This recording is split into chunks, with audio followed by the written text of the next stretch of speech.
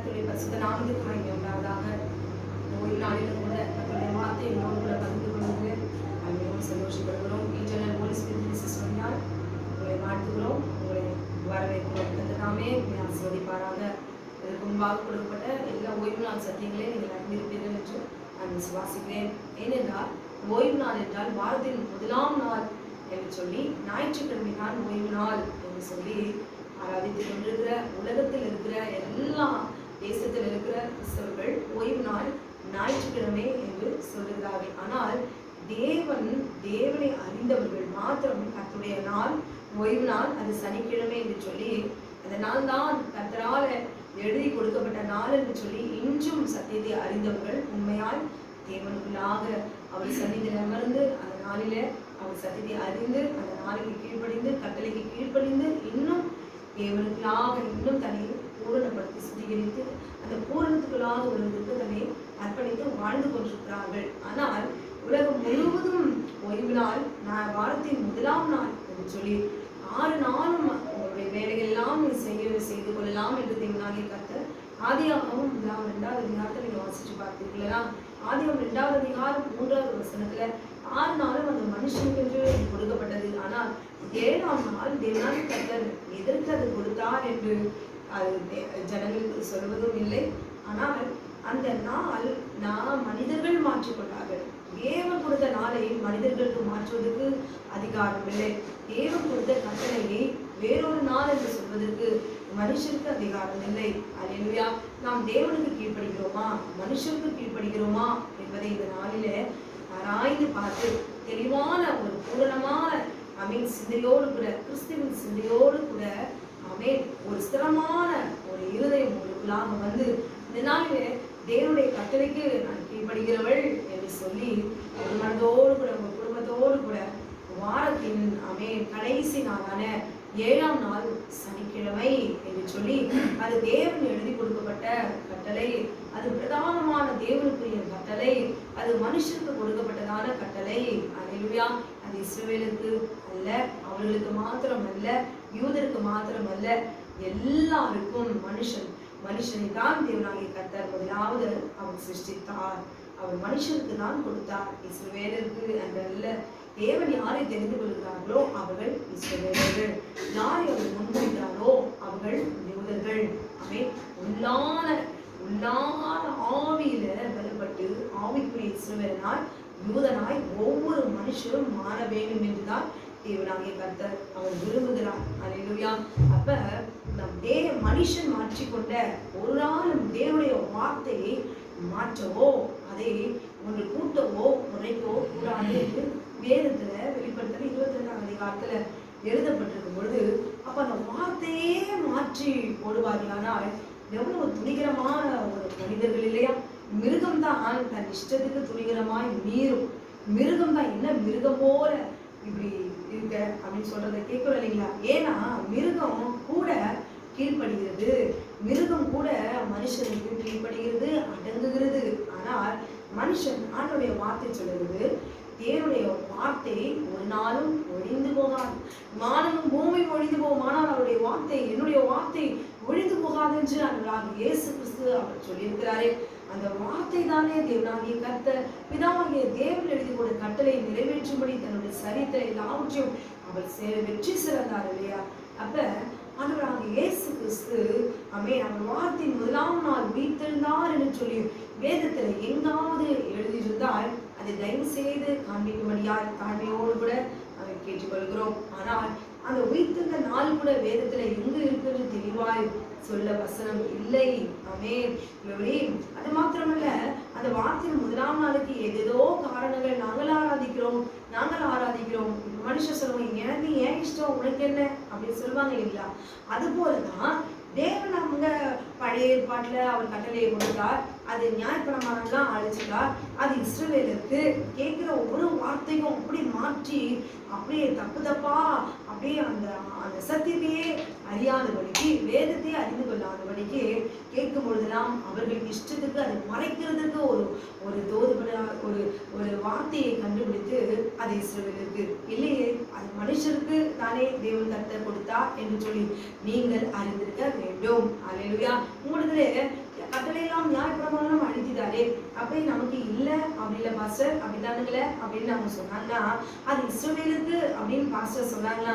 இல்லை இல்லை பாஸ்டர், அது மனுஷருக்கு கொடுத்தார் என்று சொல்லி ஆட்டுக்குட்டியாய் விசுவாசித்து, ஆட்டுக்குட்டியானவரை விசுவாசித்து நீங்கள் நிலைத்து இந்த பூமியில அவருக்காக காத்திருக்கிறீங்களே, என் மீட்பர் வருவார் என்று சொல்லி காத்திருக்கிறீங்களே, அப்போ உங்களுக்கு தேவன் கொடுத்த கட்டளை அது இஸ்ரவேலுக்கு அது அழித்து விட்டார் என்று சொல்லுகிற ஊழியக்காரர்களுக்கோ அல்லது ஊழியக்காரிகளுக்கோ கர்த்தருடைய வார்த்தை யார் கொடுக்கிறார்களோ, இல்லை இல்லை பாஸ்டர் அது மனுஷருக்கு கொடுத்தார் என்று சொல்லி இந்த நாளிலே நீங்கள் சத்தியத்தை அறிந்து கொள்ளும்படி சத்தியத்தை சொல்லுகிறவர்களாய் ஆமென் நீங்கள் மாற வேண்டும். அவர்கள் சொல்லுகிறார்கள், ஏனென்றால் ஆட்டுக்குட்டிகளுக்கு வேதத்தை திறப்பதற்கு நேரமில்லை, படிக்கிறதுக்கு நேரமில்லை, அறிந்து கொள்வதற்கு நேரமில்லை. அல்லேலூயா.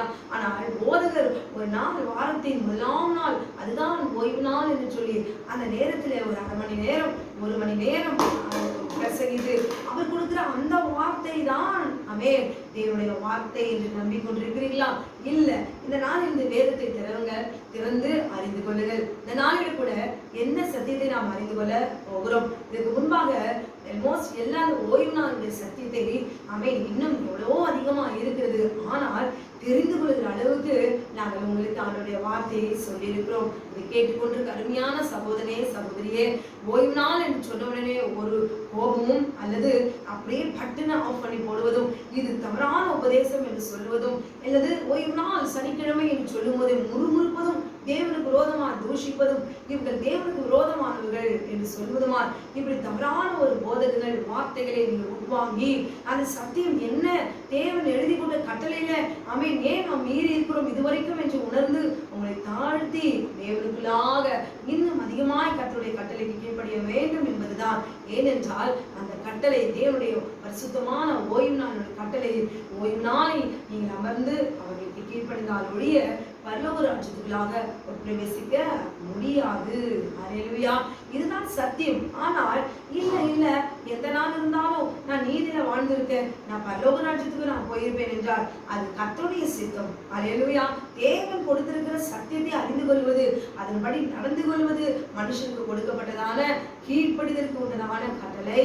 அதை கீழ்ப்படிந்தே ஆக வேண்டும். வேறு என்னத்தை நான் உங்களிடத்துல நான் கேட்கிறேன் என்று சொல்லி தேவனாகிய கர்த்தர் நம்மை பார்த்து அவர் கேட்கிறார். அல்லேலூயா. இந்த நாளில கூட நாம் எதை தெரிந்து கொள்ள போகிறோம்? ஓய்வு நாளிலே பாவம் செய்யலாமா? அல்லேலூயா. ஓய்வு நாளிலே பாவம் செய்யலாமா? அல்லேலூயா. எல்லாரும் சொல்றாங்க எல்லா நாளும் விசேஷத்த நாள், எல்லா நாளும் ஓய்வு நாள். அவர்கள் யாரெல்லாம் எதை நியமித்துக் கொள்கிறார்களோ அது அவர்களுக்கு ஓய்வு நாள். எந்த நாள் இந்த ஓய்வு நாள் என்று சொல்லி அல்ல, மனுஷன் எதை விசேஷத்தினால மாற்றிக் கொள்கிறானோ அந்த நாள் ஓய்வு நாள். அல்லேலூயா. இப்படியும் போதித்துக் கொண்டிருக்கிறார். பவுல் எதற்காக அப்படி சொன்னார் என்று சொல்லி இதுக்கு முன்பாக அந்த வீடியோல நீங்க பாருங்க, அதுல எல்லாத்தையும் தெளிவாய் சொல்லியிருக்கிறோம். ஆனால் இந்த நாளிலே ஓய்வு நாளிலே பாவம் செய்யலாமா? இதை குறித்துதான் இந்த நாளிலே நாம் தியானிக்க போகிறோம். ஏனென்றால் ஓய்வு நாளிலே ஆண்டவராக இயேசு கிறிஸ்து அல்லேலூயா அவர் கல்லறையில அவர் அடக்கம் பண்ணப்பட்டு அவர் ஜீவனற்ற நிலையில அந்த 7ஆம் நாளான ஓய்வு நாளிலே 3 நாட்கள் அவன் கல்லறையிலே அவன் சரீரம் இளைப்பாறிக் கொண்டிருந்தது என்று சொல்லி நாம் அறிந்த விஷயம்தான், தெரிந்த சத்தியம்தான். அல்லேலூயா. ஆனால் 7ஆம் நாளான ஓய்வு நாளே ஒரு மனிதன் பாவம் செய்யாமல் 7ஆம் நாளிலே ஒரு மனிதன் பாவம் செய்யலாமா என்று சொல்லி இந்த நாளிலே நாம் தியானிக்க போகிறோம். தேவ சித்தம், தேவனுடைய சித்தத்தை நிறைவேற்றும்படி பாவத்தை விட்டு ஓய்ந்திருந்து இளைப்பாறுதலுக்கு அடையாளமாய் கொடுக்கப்பட்ட நாள் தான் கர்த்தருடைய ஓய்வு நாள். புரிந்து கொண்டீர்களா? ஓய்வு நாள் என்ன சொல்றாங்க? நிறைய கிறிஸ்தவங்க என்ன சொல்றாங்க, எங்களுக்கு சண்டே தான், அந்த ஒரு நாள் தான் லீவு, இந்த நாள்ல கூட நாங்க சர்ச்சுக்கு போயிட்டு வீட்டுக்கு வர்றதுக்கு 2 மணிக்கு ஆயிடுது, பகலில் உஷ்ணம் கொடூரமான வெயில், வந்து சாப்பிட்டு அப்படியே தூங்கி பாவத்தை செய்துவிட்டு எழும்பி மறுபடியும் என்ன செய்கிறாங்க, அப்படியே டியூஸ்டே கிளம்பி போய் கொண்டிருக்கிறார்கள். இந்த ஞாயிற்றுக்கிழமை தான் எங்களுக்கு ஓய்வு நாள். இதுலயும் போய் ஞாயிற்றுக்கிழமை உங்களுக்கு ஓய்வு நாள் என்று சொல்லி தேவனாகிய கர்த்தர் எழுதி கொடுக்கவில்லை. அல்லேலூயா. உலகத்துல எல்லாரும் ஒன்று கூடி அல்லேலூயா இது ஓய்வு நாள், இது மாதத்தின் முதலாம் நாள் என்று சொல்லி அவன் எல்லா கேலண்டர்லயும் ஞாயிற்றுக்கிழமை வாரத்தின் முதலாம் நாள் தான் இருக்கிறது. ஆனால் 7ஆம் நாள் சனிக்கிழமை என்று சொல்லி அவன் எல்லா கேலண்டர்லயும் 7ஆம் நாள் என்றுதான். நீங்க ஹீப்ரு கேலண்டர் எந்த கேலண்டர்ல எடுத்துட்டாலும் சரி, புறஜாதிகளுடைய கேலண்டர் எடுத்துட்டாலும் சனிக்கிழமை என்பது தேவனால் எழுதி கொடுக்கப்பட்ட கட்டளை. அமேன். சனிக்கிழமை ஓய்வு நாள். ஆனால் வாரத்தின் முதலாம் நாள், அந்த நாள் முதலாவது அது ஓய்வு நாள் அல்ல என்பதை புரிந்து கொள்ள வேண்டும். அப்படியானால் அந்த நாளிலே பாவம் செய்யலாமா? சனிக்கிழமை தான் ஓய்வு நாள். அந்த ஓய்வு நாளிலே உண்மையாகவே அந்த நாளிலே ஒவ்வொரு மனிதனும் தன்னை சுத்திகரித்துக் கொள்ளும்படி, பாவத்தை விட்டு விலகி தன்னை பூரணப்படுத்தும்படி தேவனுடைய சமூகத்திலே அமர்ந்து தன்னை அர்ப்பணித்து, ஆண்டவரே என்னை இந்த நாளிலே என் ஆத்துமா இளைப்பாறுதலுக்காக பிரவேசிக்கும் பொழுது என் ஆத்துமா நித்திய இளைப்பாறுதலை பெற்றுக்கொள்ள வேண்டும். ஆமென். நீர் என்னை விசாரித்து என்னை எழுப்பி என்னை விசாரிக்கும் போது நித்திய ஜீவனை நான் பெற்றுக்கொள்கிறவளாய் நான் இருக்க வேண்டும் என்று சொல்லி என்னை தகுதிப்படுத்தும் ஆண்டவரே என்று சொல்லி ஆமென் அந்த கட்டளைக்கு கீழ்ப்படிந்து தேவனுடைய ஆலயத்திலே அவர் சன்னிதானத்திலே ஆமென் பாவத்திலிருந்து இன்னும் விலகி பாவத்திலிருந்து பூரணப்படுத்தும்படியாய் பூரணப்பட்ட ஒரு மனுஷனால் அந்த ஓய்வு நாளிலே ஆமென் தேவனை தரிசிக்க வேண்டும். அல்லேலூயா. இதுதான் நித்திய இளைப்பாறுதலுக்கு அடையாளமாய் தேவனாகிய கர்த்தர் கொடுக்கப்பட்டதான கட்டளை. ஆனால் இந்த சத்தியத்தை ஜனங்களுக்கு சொல்லுவதும் இல்லை.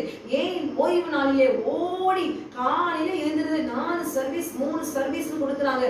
ஏன் காலையில இருந்து பிள்ளைகள்லாம் கஷ்டப்பட்டு எழுப்பி இந்த நாளிலே ஓடி ஆலயத்துக்குள்ள போய் அந்த நாளில் அங்க உட்கார்ந்து ஆராதித்து விட்டு வருவதற்கு நோக்கம் என்ன என்பதை புரிந்து கொள்ளாமல் அந்த ஆலயத்துல ஓய்வு நாள் இன்னைக்கு ஞாயிற்றுக்கிழமை ஆண்டவரை போய் ஆலயத்துல போய் அவரை தரிசித்து வர வேண்டும். எதற்காக போகிறோம் ஆலயத்துக்கு?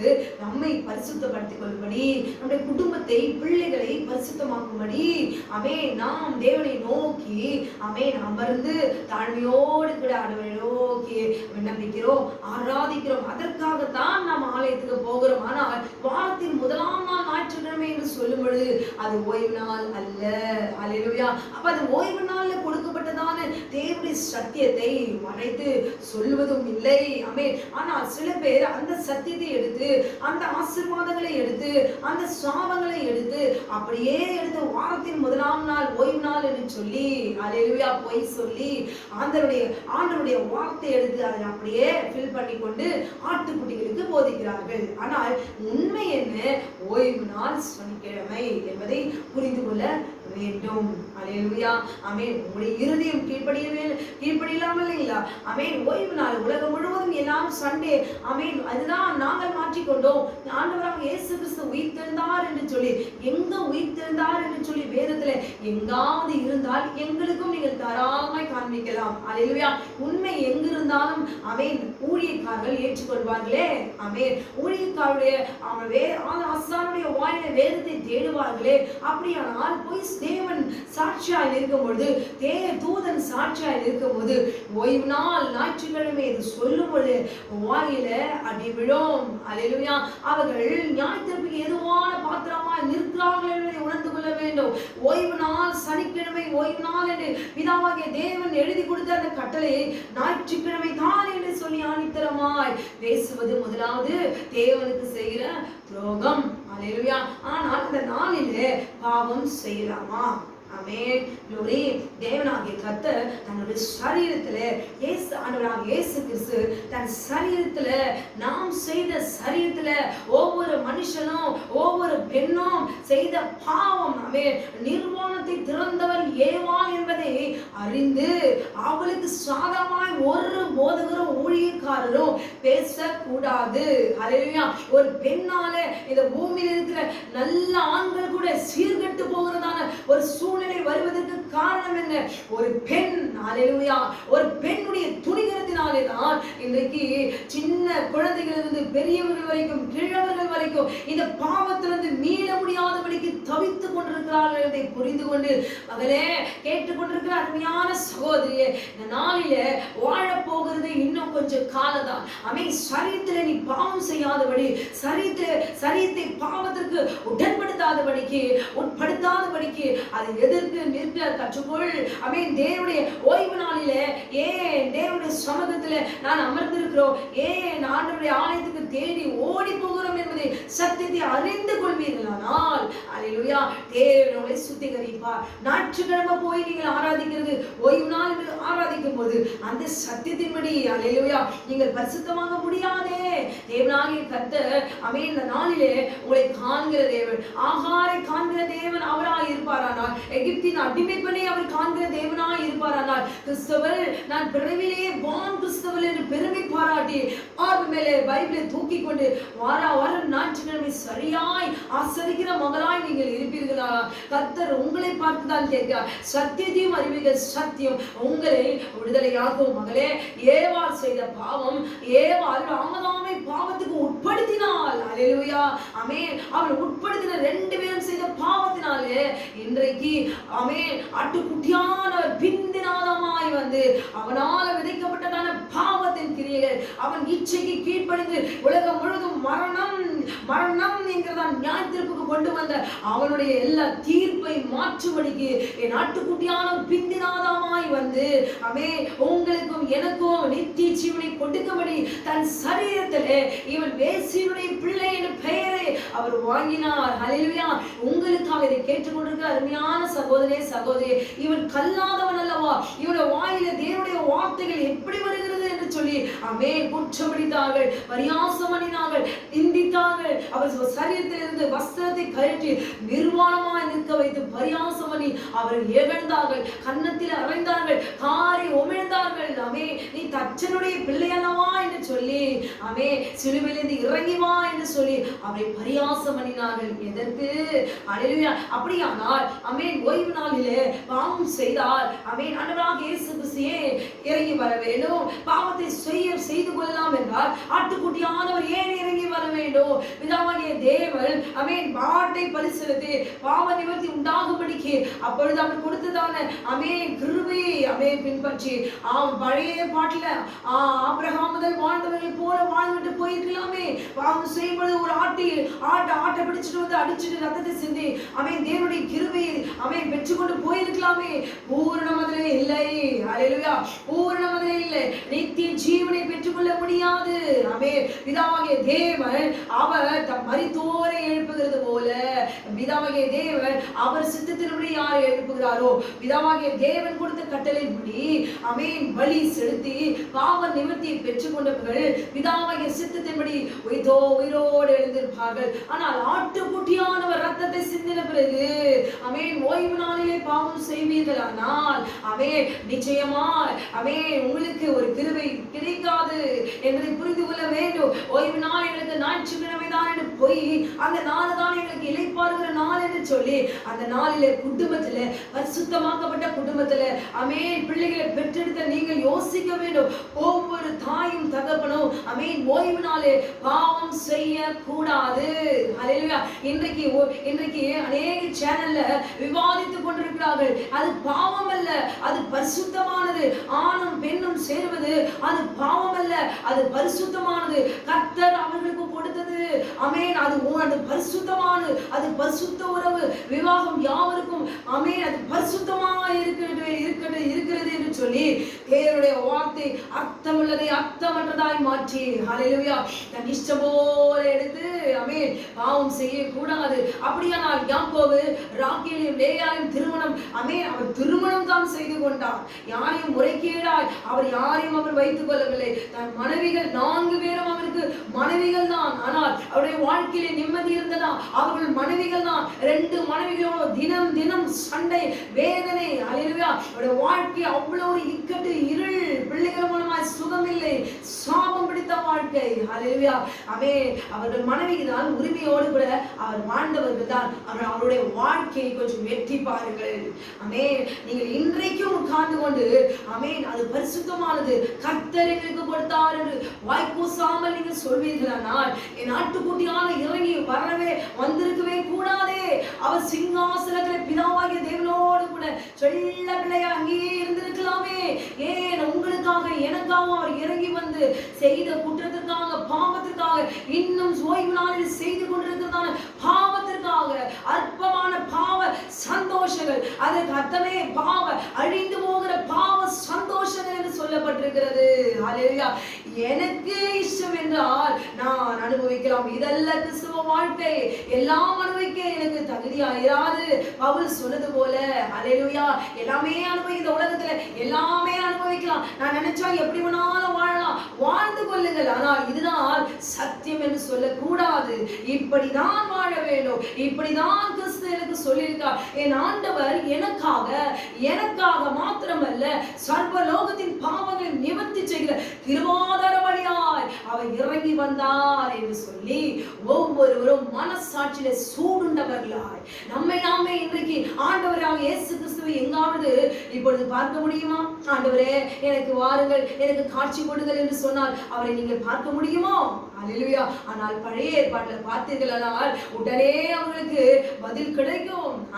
ஆசீர்வாத இடத்துல போகும்போது அவருடைய கர்த்தருடைய வார்த்தை வரும். தப்பிக்கு வர நேரத்துல, இக்கட்ட நேரத்துல கர்த்தருடைய சத்தம் கேட்கும், வார்த்தையின் சத்தம் கேட்கும். அல்லேலூயா.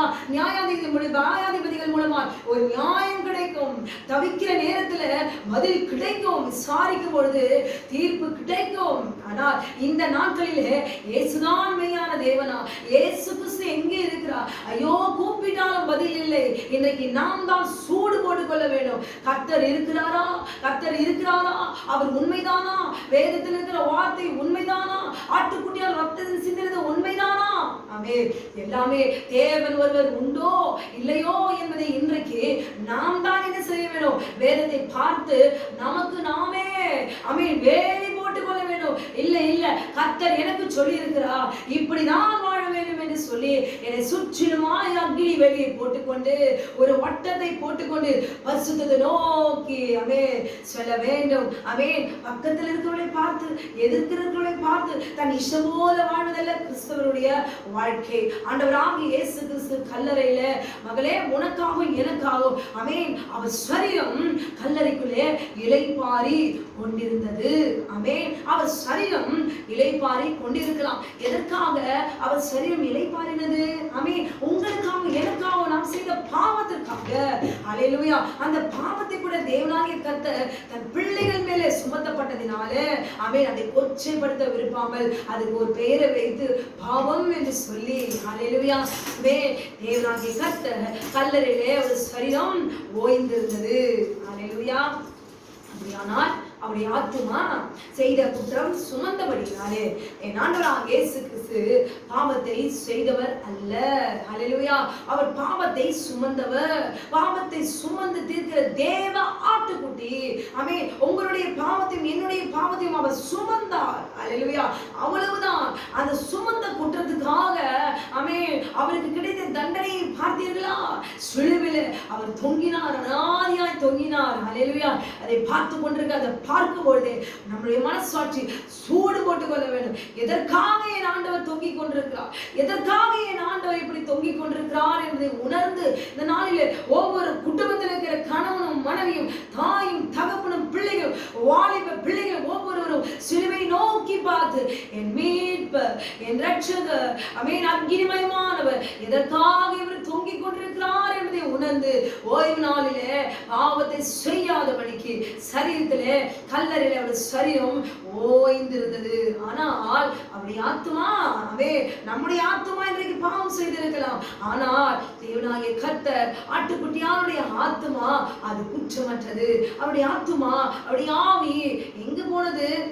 பேதுரு 3ஆம் அதிகாரம் 18ஆம் அதிகாரம் 20ஆவது வசனத்துல பார்க்கும் பொழுது அவர் ஆத்துமாவில அவர் சும்மா இருக்கல, ஆத்துமாவில அவர் அமைதியா இருக்கவில்லை. அவர் என்ன செய்தார்? அவர் பாதாளத்துக்கு ஆவியிலே சென்று நோவா காலத்துல மரித்து காவல்படுத்தப்பட்டிருக்கிற ஆத்துமாக்களுக்கு தாம் ரட்சிப்பின் சுவிசேஷத்தை அவர் பிரசங்கித்துக் கொண்டிருந்தார் என்று சொல்லி எழுதப்பட்டிருக்கிறது. ஆமென், ஆமென். அந்த கல்லறையில் இருக்கிற ஆத்துமாக்களுக்கு போய் அவருடைய ரட்சிப்பினுடைய சுவிசேஷனுடைய பிரசங்கத்தை அவர் செய்து கொண்டிருக்கார். இதை கேட்கும் பொழுது அங்க பாவம் செய்து அங்க கல்லறையில இருக்கிற அந்த ஆத்துமாக்களுக்கு போய் அவர் பிரசங்கித்துக் கொண்டிருக்கிறார்கள் இருந்தால் இன்றைக்கு பாவத்தை ஓய்வு நாளிலே அவர் சரீரம் அந்த ஓய்வு நாளிலே ஓய்ந்திருந்தது.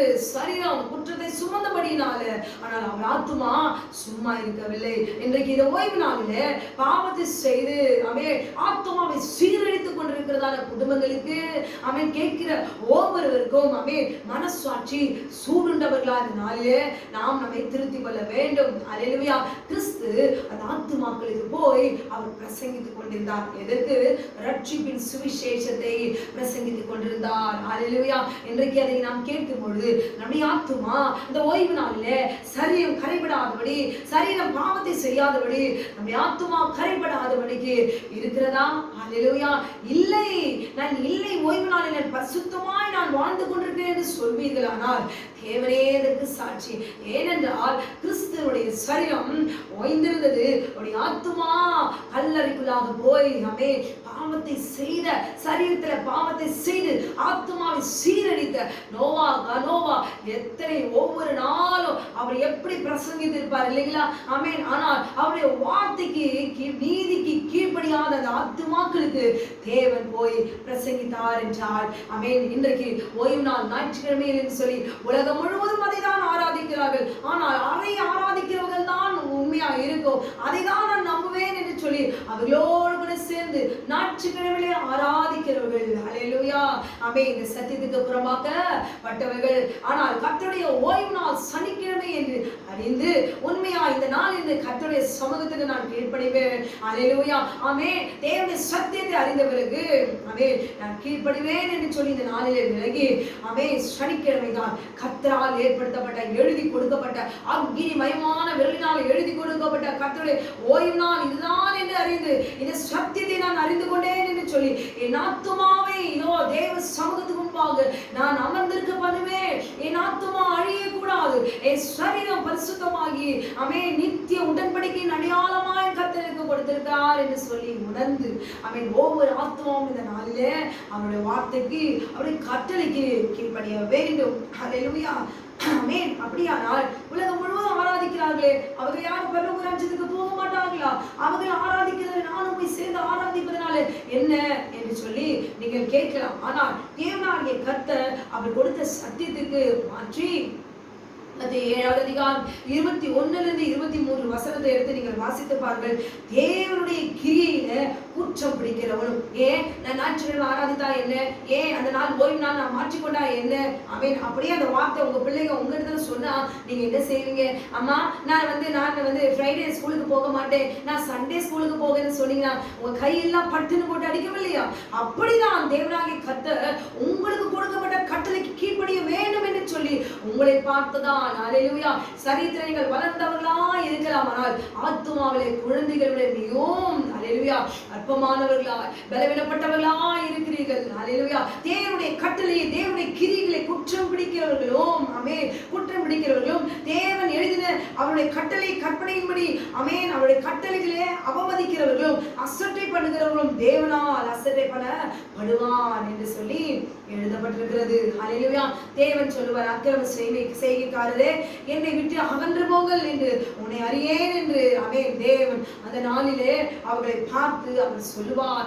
எல்லாருக்கும் முன்பாக அவமதிக்கப்படுவார்கள். அல்லேலூயா. தேவனுடைய சத்தியத்தை உண்மையாய் சொல்ல வேண்டும். 7ஆம் நாள் தான் கர்த்தருடைய ஓய்வு நாள். 7ஆம் நாளாகி சனிக்கிழமையே ஓய்வு நாளே, அது கர்த்தருடைய நாள் என்று அவர் அக்கினி விரலினாலே எழுதப்பட்ட கட்டளை. அல்லேலூயா.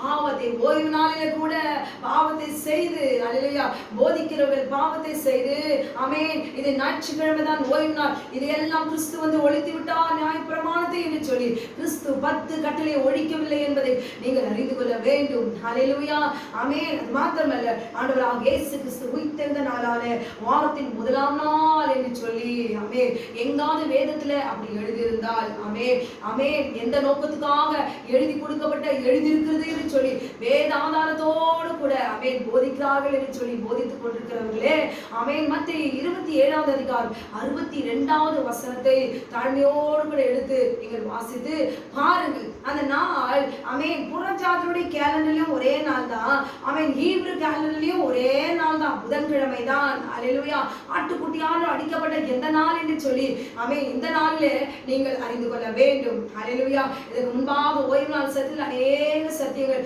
ஆட்டுக்குட்டியால் எந்த நாளிலே அவர் அடிக்கப்பட்டார் என்று சொல்லி அநேக வார்த்தைகள் கொடுத்திருக்கிறோம். ஆராய்ந்து நீங்கள் பார்த்து அறிந்து கொள்ளுங்கள், சத்தியத்தை அறிந்து கொள்ளுங்கள், தெரிந்து கொள்ளுங்கள், கீழ்ப்படியுங்கள். அல்லேலூயா தேவனுக்கு சாட்சியா இருங்கள். அது மாத்திரமல்ல வெளிப்படுத்தல் 1வது அதிகாரம் 9வது 10வது வசனத்துல பார்க்கும் பொழுது யோவான் அந்த பத்மு தீவில தன்னந்தனியா நாதியா ஒருவரும் இல்லாதபடிக்கு அல்லேலூயா ஆமென் ஆண்டவராகிய இயேசு கிறிஸ்துவை அல்லேலூயா ஆமென் அந்த பத்மு தீவில அவர் தரிசனம் கண்டார். அல்லேலூயா ஆவியில எடுத்துக்கொள்ளப்பட்டார். க்ளோரி. அது மாத்திரமல்ல கிறிஸ்துவினுடைய இயேசு கிறிஸ்துவை பற்றிய சாட்சி நிமித்தமும் பத்மு எனும் தீவில அவர் இருந்தபோது கர்த்தருடைய நாளில் நான் ஆவிக்குள்ளானேன் என்று சொல்லி அவர் எழுதி அவர் கொடுத்திருக்கிறார். அல்லேலூயா கர்த்தருடைய நாளில் ஆவிக்குள்ளானேன். எப்படி அவரால் ஆவிக்குள்ளாக முடியும்? ஒரு மனுஷன் எப்படி ஆவிக்குள்ளாக போக முடியும்? ஒரு மனுஷனால் எப்படி தரிசனம் காண முடியும்? சரீரத்திலே பாவம் இல்லாதபடி பரிசுத்தமாய் இருக்கும் பொழுதுதான் தேவனுடைய கண்கள் திறக்கப்படும், ஆவிக்குரிய கண்கள் திறக்கப்படும்.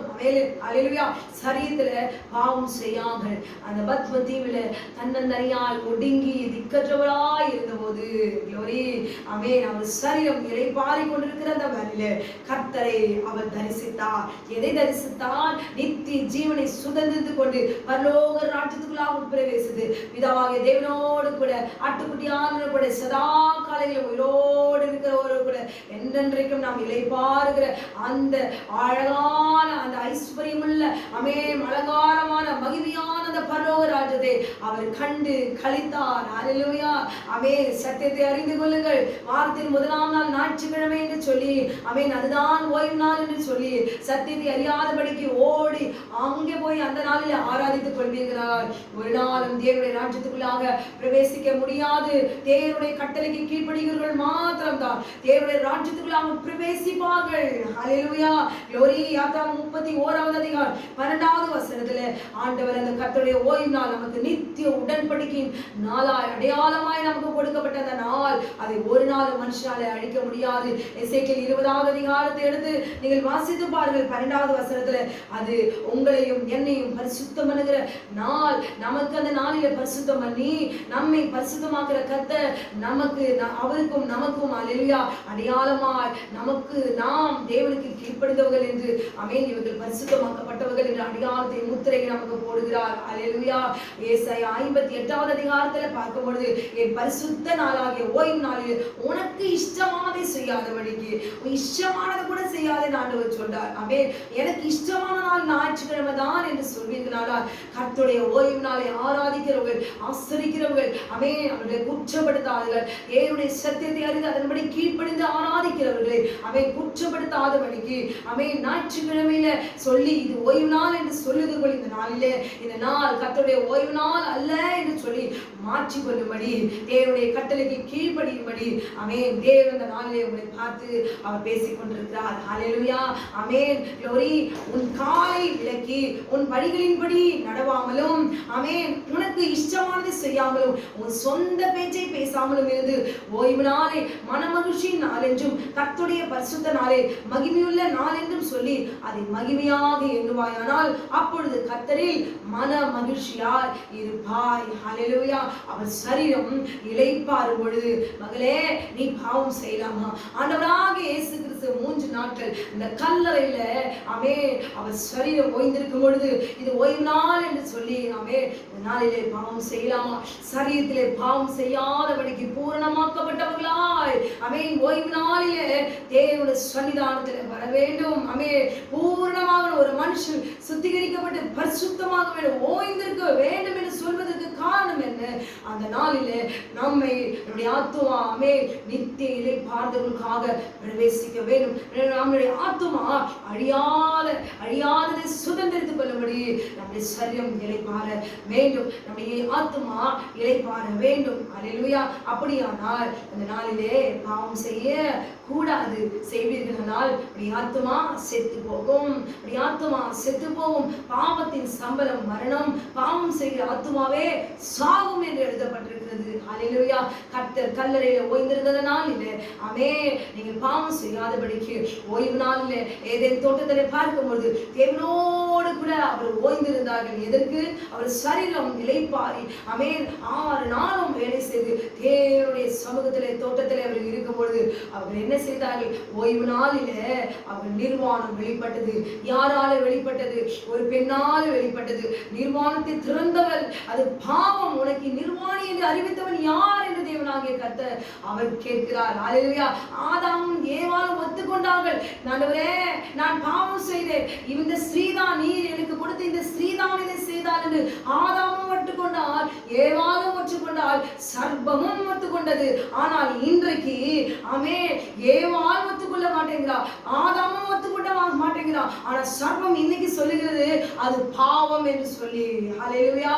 ஆனால் ஆதாமும் ஏவாளும் இன்றைக்கு ஆட்டுக்குட்டியான ரத்தம் சிந்தப்பட்ட பிறகு அவர் உயிர்த்தெழுந்து பரமேறி போயும் கூட இன்றைக்கு இருக்கிற ஆதாமும் ஏவாளும் அல்லேலூயா நாங்கள் எங்களுக்குள்ளே இருக்கிற உறவு அது பரிசுத்தமானது, கர்த்தர் எங்களுக்கு தந்தார் என்று சொல்லி அது பாவம் அல்ல, அது பரிசுத்தம். தேவன் அதற்கு தான் ஆணையும் பெண்ணையும் அவர் உண்டாக்கி திருமணம் என்ற பந்தத்துக்குள்ளாக கட்டி வைத்து பாவத்தை சந்தோஷமாய் அனுபவியுங்கள், நான் உங்களுக்காக ரத்தத்தை சிந்திவிட்டேன், உங்களுக்கு கொடுத்து விட்டேன் என்று சொல்லி அதற்காகத்தான் நான் சிங்காசனத்தில் இறங்கியே நான் வந்தேன் என்று சொல்லி புரிந்து கொள்ளுங்கள், அதை நன்கு அறிந்து கொள்ளுங்கள் என்று சொல்லி அப்பட்டமாய் பொய் பேசி தேவனுடைய சத்தியத்தை அறியாதபடி ஆட்டுக்குட்டிகளை வஞ்சித்து கர்த்தருடைய ஓய்வு நாளை மறைத்து ஆமென் மறுதலித்து அதை அழித்து ஆமென் வாரத்தின் முதலாம் நாள் தான் ஆமென் ஞாயிற்றுக்கிழமை அவர் உயிர்த்தெழுந்தார், நாங்கள் அந்த நாளை மாற்றிக்கொண்டோம் என்று சொல்லி மனுஷர்கள் சொல்லுகிற அந்த நாள் ஓய்வு நாள் அல்ல. அல்லேலூயா. தேவனுடைய சமூகத்தில் ஓய்வு நாளிலே பாவத்தை பிறப்பித்தார்கள். மனுஷன் மனுகுலம் பாவத்தை பிறப்பித்தது. பாவம் எது என்பதை ஆதியாகமம் 3வது அதிகாரத்தில் வாசித்து பாருங்கள். ஏவாளாலே தன் சரீரம் நிர்வாணமாய் அவன் ஆதாமும் ஏவாளும் நிர்வாணமாய் நின்றால் இதுதான் பாவம். வெளிப்பட்ட பிறகு அவர் வாழ்ந்த வாழ்க்கை அல்லேலூயா. ஆபேலை அவள் எழுந்து போனாள். என்னை கேட்டுக்கொண்டிருக்கிற அருமையான சகோதரே சகோதரி, ஓய்வு நாளிலே உனக்கு இஷ்டமானதை செய்யாது. ஓய்வு நாளிலே உன் காலை விலக்கி அல்லேலூயா பாவத்துக்கு உன் காலை விலக்கு. glory.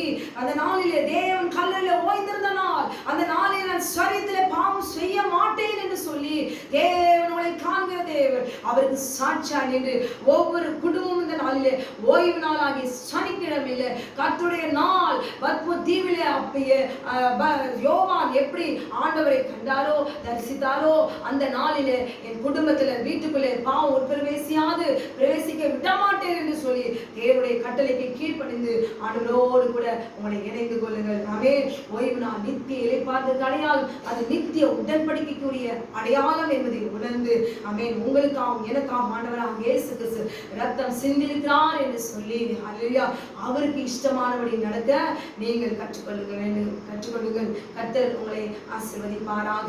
அல்லேலூயா.